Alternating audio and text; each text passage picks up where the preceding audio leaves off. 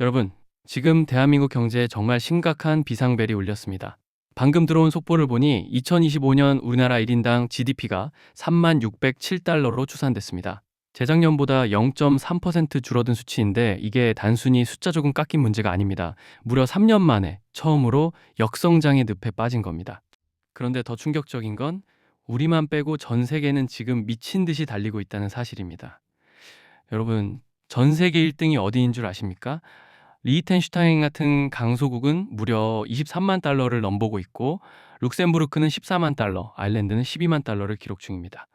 우리가 잘 산다고 생각하는 미국조차 이제 1인당 8만 달러 시대를 열었습니다. 우리가 3만 달러 박스권에서 허우적거리는 동안 선진국들은 벌써 저 멀리 달아나서 보이지도 않는 수준입니다. 자, 멀리 볼 것도 없습니다. 바로 옆 나라 대만을 보시죠. 지난해 대만은 38,748달러를 찍으며 우리를 완전히 추월했습니다. IMF는 2026년 한국의 세계 순위가 34위에서 37위로 3개 단위나 주저앉을 거라고 경고하는데 대만은 오히려 35위권으로 치고 올라갑니다. 8년 전만 해도 우리가 대만을 한 수 아래로 봤던 거 기억하시나요? 이제는 우리가 대만의 뒷모습을 보며 달려야 하는 처지가 됐습니다. 더 무서운 건 우리 밑에서 무섭게 치고 올라오는 라이징 스타들입니다. 인도를 보십시오. 인도는 연간 6%가 넘는 미친 성장률을 기록하며 이제 일본과 나란히 세계 GDP 4위 경제 대국 자리를 넘보고 있습니다. 베트남과 필리핀은 어떻습니까?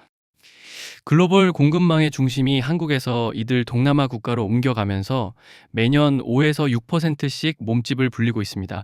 특히 가이아나 같은 나라는 자원 대박이 터지면서 1년에 20%가 넘는 성장을 보여주기도 하죠. 그런데 대한민국은 지금 어떻습니까? 실질 GDP 성장률 예상치가 1.0%입니다. 이건 사실상 성장 멈춤 선고나 다름없습니다. 전 세계가 AI 열풍과 공급망 재편으로 기회를 잡고 달릴 때 우리만 엔진이 꺼진 채 뒤로 밀려나고 있다는 뜻입니다. 내 월급은 그대로인데 물가만 오르는 것 같다라고 느끼셨나요? 기분 탓이 아닙니다. 국가의 성장 엔진이 꺼지면서 1인당 GDP가 감소하면 여러분의 구매력과 자산 가치는 실시간으로 녹아내리고 있는 겁니다. 이제는 정말 생존을 고민해야 할 때입니다. 왜 우리는 멈췄고 저들은 달리는지 그 잔혹한 진실을 지금 바로 파헤쳐 보겠습니다. 자, 이제 진짜 본질적인 이야기를 해보겠습니다. 여러분, 단순히 운이 나빠서 대만에게 역전당했을까요? 아닙니다. 이건 예고된 재앙이었습니다. 대한민국 경제라는 거대한 엔진에 지금 세 가지 치명적인 고장이 났거든요. 하나씩 뜯어보겠습니다. 첫 번째, 반도체 패권의 잔혹한 세대 교체입니다. 여러분, 대만이 우리를 앞지른 가장 큰 이유는 바로 TSMC라는 괴물 기업 때문입니다. 삼성전자도 잘하잖아? 라고 하실 수 있죠. 하지만 냉정하게 봐야 합니다. 지금 전 세계는 AI 혁명의 시대입니다. 엔비디아의 칩을 누가 만듭니까? 바로 대만의 TSMC입니다. 전 세계 파운드리, 즉 반도체 위탁 생산 시장의 60% 이상을 대만이 독점하고 있습니다. 반면 우리나라는 어떻습니까? 우리는 메모리 반도체에 너무 치중해 있습니다. 메모리는 경기에 따라 가격이 널뛰기를 합니다. 좋을 때는 확 벌지만 안 좋을 때는 바닥을 치죠. 그런데 대만의 시스템 반도체는 다릅니다. 애플, 엔비디아, AMD 같은 건물들이 대만 없이는 사업을 못합니다. 물론 최근에 삼성전자, SK하이닉스가 잘해주고 있는 것은 사실입니다. 쉽게 비유해 볼까요? 한국은 유행을 타는 옷을 팔고 있다면 대만은 옷을 만드는 기계 자체를 독점하고 있는 겁니다. 유행이 지나면 옷값은 떨어지지만 기계값은 떨어지지 않죠. 이 산업의 체질 차이가 결국 1인당 GDP 2,600달러라는 거대한 격차를 만들어낸 겁니다. 대만은 AI라는 파도를 타고 날아오르는데 우리는 메모리 가격 하락이라는 늪에서 허우적거리고 있는 게 지금의 현실입니다. 두 번째, 환율과 물가라는 양날의 검이 우리 목을 겨누고 있습니다. 여러분, 1인당 GDP는 달러로 계산됩니다. 즉, 우리 원화 가치가 떨어지면 우리가 아무리 열심히 일해도 달러로 바꾼 우리 몸값은 낮아질 수밖에 없습니다. 2025년 한 해 동안 원달러 환율이 어땠습니까?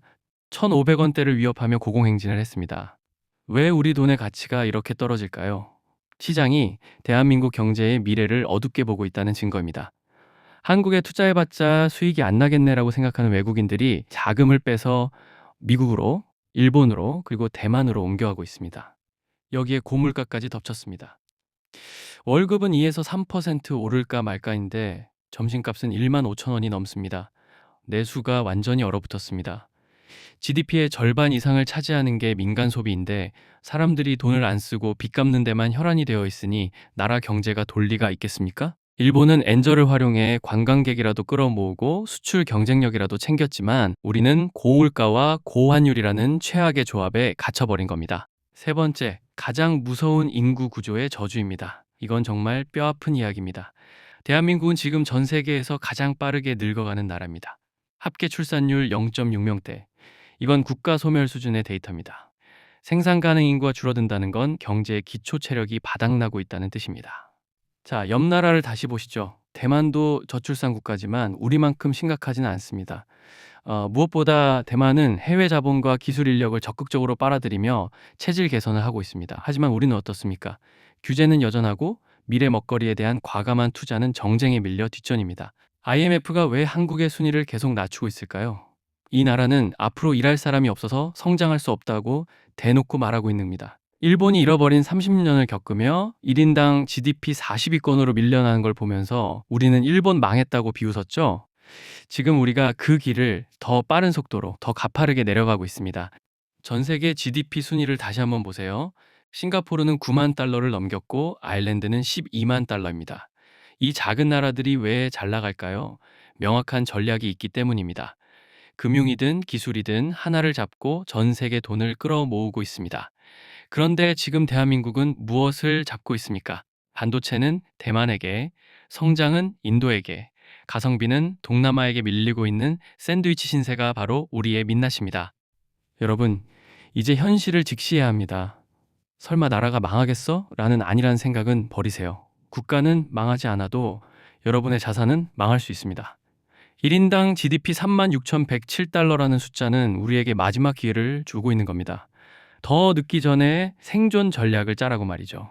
국가 GDP가 꺾이는 지금 이 시점은 공포스럽지만 동시에 부의 재편이 일어나는 시기이기도 합니다. 대한민국이라는 배가 서서히 가라앉고 있다면 우리는 어떻게 해야 할까요? 첫째, 자산의 영토를 확장하십시오. 대한민국 GDP 성장률이 1%라면 여러분의 자산도 1% 성장에 갇히게 됩니다. 이제 국내 주식이나 부동산만 바라보는 애국 투자는 위험합니다. 성장률 6%의 인도, 전 세계 부를 독식하는 미국 빅테크, 그리고 우리를 앞질러가는 대만의 핵심 기업들로 포트폴리오를 옮겨야 합니다. 나라가 성장하지 않는다면 성장하는 나라의 수익을 내 것으로 만들어야 합니다. 둘째, 원화라는 바구니에서 벗어나십시오. 1인당 GDP가 감소하고 국가 경쟁력이 떨어지면 원화 가치는 장기적으로 하락할 수밖에 없습니다. 자산의 일정 부분을 달러나 금 혹은 글로벌 우량 자산으로 분산해 두어야 합니다. 이것은 단순한 투자가 아니라 내 자산을 지키는 보험입니다. 셋째, 개인의 생산성을 AI급으로 높이십시오. 국가가 개인을 지켜주는 시대는 끝났습니다. 1인당 GDP가 줄어드는 사회에서는 평범한 노동으로는 살아남을 수 없습니다. AI 도구를 활용해 내 업무 효율을 10배 높이거나 남들이 대체할 수 없는 나만의 콘텐츠와 기술을 가져야 합니다. 몸값이 깎이지 않는 유일한 방법은 내가 시장에서 희귀템이 되는 것뿐입니다. 자, 정리하겠습니다. 2026년 대한민국 1인당 GDP 36,107달러.